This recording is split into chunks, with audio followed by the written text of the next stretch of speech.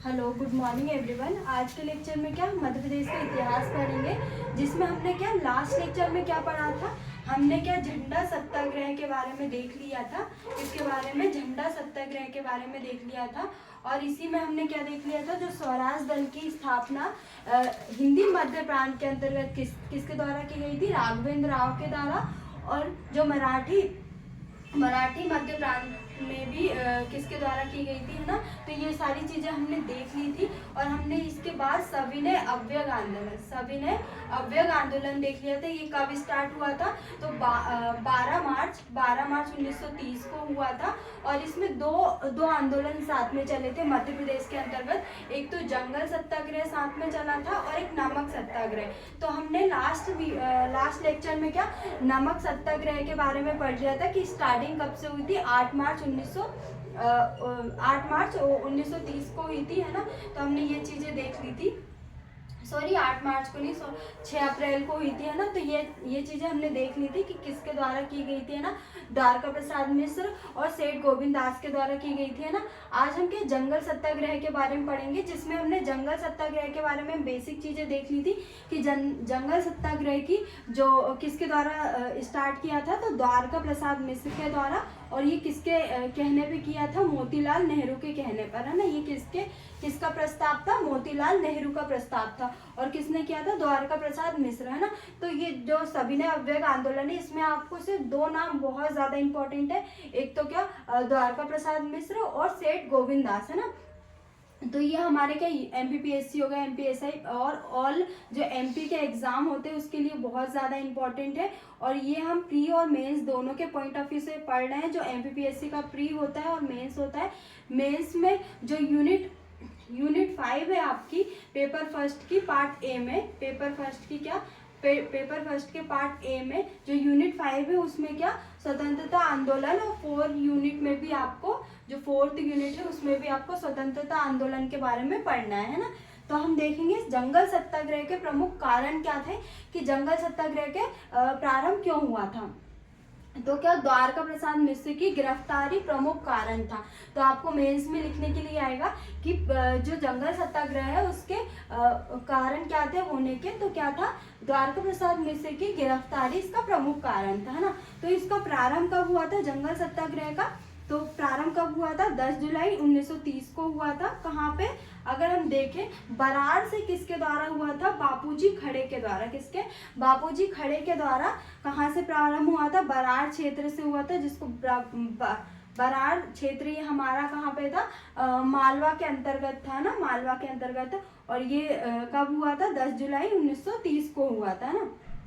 अगर हम जो जंगल सत्याग्रह है सिवनी के जो टूरिया स्थान है वहां से देखें, तो वहां से इसका नेतृत्व किसके द्वारा किया था और कब हुआ था, तो 9 अगस्त 1930 को हुआ था ये सिवनी टूरिया नामक स्थान से। तो मूका नामक व्यक्ति ने और दुर्गा शंकर मेहता ने किया था। किसने, मूका नामक व्यक्ति ने और दुर्गा शंकर मेहता नामक व्यक्ति ने क्या किया था, सिवनी से जंगल सत्याग्रह के नेतृत्व किया था ना। और बैतूल से किसके द्वारा किया था, दीपचंद सेठी। किसके द्वारा, दीपचंद सेठी के द्वारा।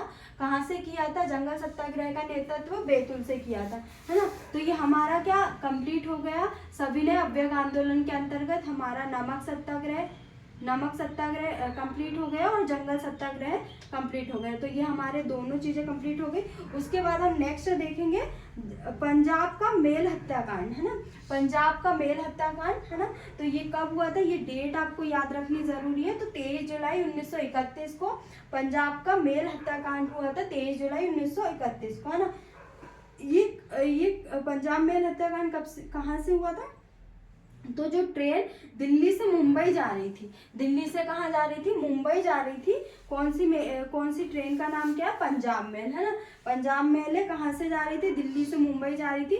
उसमें कौन, खंडवा के हैं वीर यशवंत सिंह, कौन, वीर यशवंत सिंह और देवनारायण तिवारी और दलपत राव ने क्या किया, जो अंग्रेज अफसर है हेक्सर कौन है, अंग्रेज अफसर कौन है, हेक्सर। और मेजर सहान व उनके पालतू कुत्तों को क्या किया था, मार डाला था। किसके द्वारा, खंडवा के कौन है, पूछ सकते हैं ये खंडवा के कौन है, तीनों के नाम दे सकते हैं ऑप्शन में। और इसमें ये पूछ सकते हैं कि पंजाब मेल हत्याकांड में इसमें से शामिल कौन नहीं था, है ना। तो कौन था, वीर यशवंत सिंह थे, देवनारायण तिवारी थे और दलपत राव थे, है ना। इन्होंने क्या किया था, जो अंग्रेज अफसर हेक्सन और मेजर सहान व उनके पालतू कुत्तों को क्या मार डाला था। तत्पश्चात क्या हुआ था, जो अगर हम देखें वीर यशवंत सिंह और दलपत जो देवनारायण तिवारी, उनको क्या किया था, आजीवन कारावास की सजा दी गई थी। और जो दलपत राव है उनको क्या किया था, 11 दिसंबर 1931 को काला पानी की सजा दी गई थी। कहाँ पे क्या किया था, काला पानी की सजा दी गई थी। और ये मुख्य रूप से कहाँ पर दी जाती थी, अंडमान निकोबार में। कहाँ पे, अंडमान निकोबार में काला पानी की सजा दी जाती थी, है ना। क्या कब दी थी, 11 दिसंबर 1931 में किसको, दलपत राव को दी गई थी। और वीर यशवंत सिंह और देवनारायण तिवारी को क्या किया था, आजीवन कारावास की सजा दी थी, है ना। तो ये पूछ सकते हैं कि दलपत राव को कैसी सजा दी थी, तो काला पानी की सजा। और वीर यशवंत सिंह और देवनारायण तिवारी को क्या, आजीवन कारावास की सजा, है ना। अब हम नेक्स्ट देखेंगे चरण पादुका नरसंहार, है ना। इसको क्या मध्य प्रदेश का जलियांवाला हत्याकांड भी बोलते हैं। क्या बोलते हैं, मध्य प्रदेश का जलियांवाला हत्याकांड भी बोलते हैं ना, जो चरण पादुका नरसंहार, है ना। ये कब हुआ था, तो ये हुआ था 14 जनवरी 1931 को हुआ था, मकर संक्रांति के दिन। कब हुआ था, 14 जनवरी 1931 को मकर संक्रांति के दिन। कहाँ हुआ था, छतरपुर में। तो डायरेक्ट जिले का पूछ सकते हैं कि कहाँ पे हुआ था, तो कहाँ पे, छतरपुर में हुआ था। कहाँ हुआ था, सिंहपुर नामक चरण पादुका मैदान में। कहाँ हुआ था। और अगर भारत के परिप्रेक्ष्य में देखें तो ये कहाँ पे हुआ था, अमृतसर में। कहाँ पे, अमृतसर में हुआ था। और अगर मध्य प्रदेश के जलियांवाला हत्याकांड की बात करें तो सिंहपुर चरण पादुका मैदान में हुआ था, इसलिए इसको क्या बोलते हैं, चरण पादुका नरसंहार बोलते हैं, क्योंकि ये कहाँ पे हुआ था, सिंहपुर चरण पादुका मैदान में।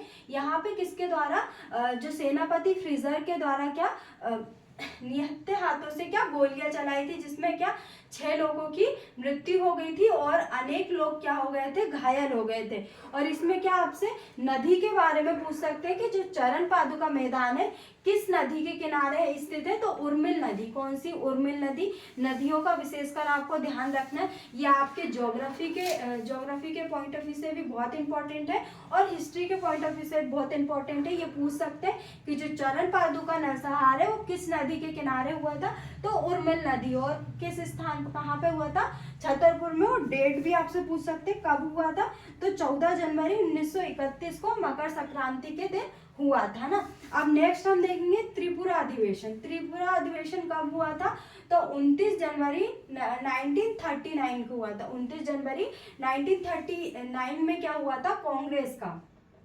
कांग्रेस का क्या हुआ था, त्रिपुरा अधिवेशन। त्रिपुरा को क्या बोलते हैं, जबलपुर बोलते हैं वर्तमान का। और ये कांग्रेस का कौन सा 52वां अधिवेशन था। कौन सा था, कांग्रेस का 52वां अधिवेशन था, जिसमें क्या सुभाष चंद्र बोस ने पट्टभी सीतारामैया को, किसको, पट्टभी सीतारामैया को 203 वोट किसको मिले थे, सुभाष चंद्र बोस को मिले थे। और सुभाष चंद्र बोस ने पट्टभी सीतारामैया को इसमें हराया था ना।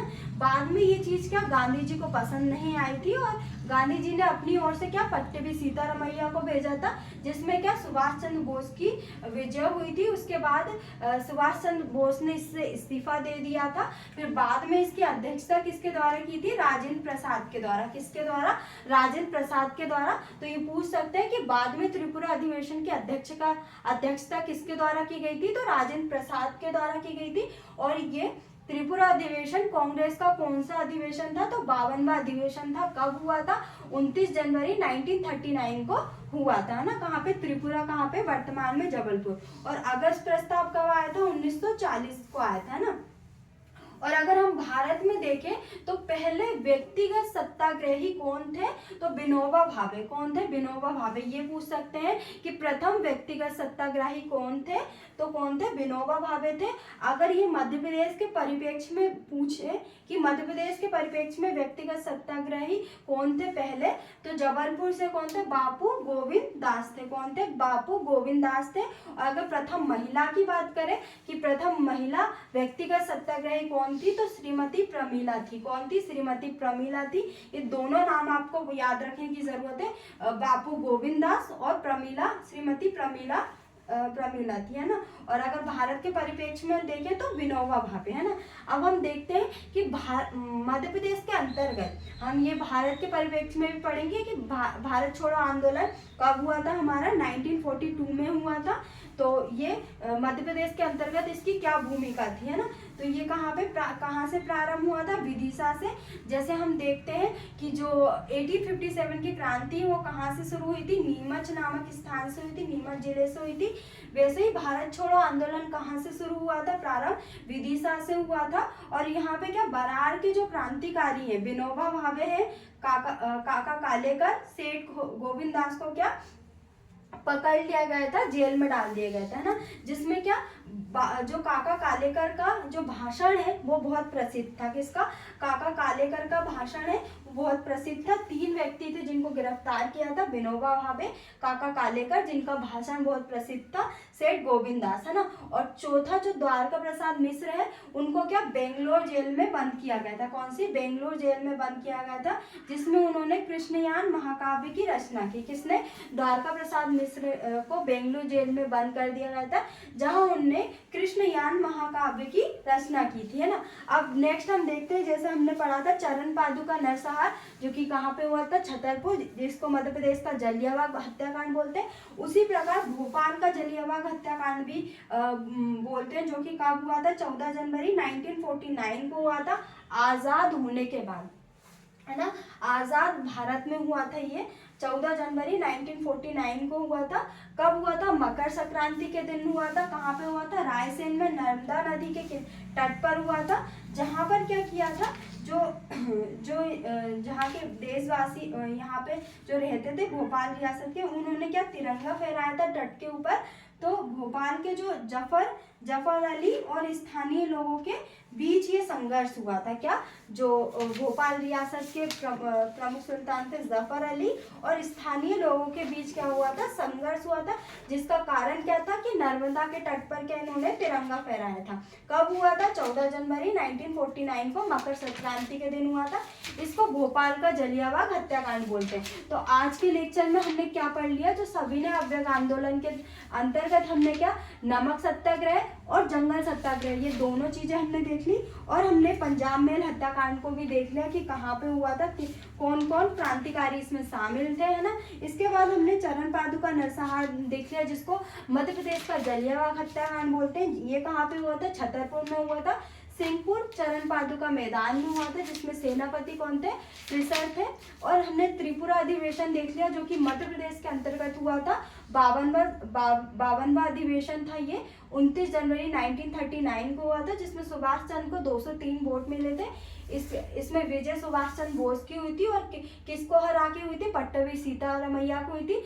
तत्पश्चात किसको लिया गया, किसने अध्यक्षता की थी, तो राजेंद्र प्रसाद ने की थी, है ना। और अगस्त प्रस्ताव कब हुआ था, 1940 में। और पहले व्यक्तिगत सत्याग्रही कौन थे, भारत के तहत विनोबा भावे। और अगर हम मध्य प्रदेश के परिप्रेक्ष्य में देखें तो प्रथम सत्याग्रही कौन थे, बापू गोविंद दास। और अगर महिला की बात करें तो महिला श्रीमती प्रमीला, है ना। और अगर भारत छोड़ो आंदोलन की बात करें तो हमने देखा विदिशा में हुआ।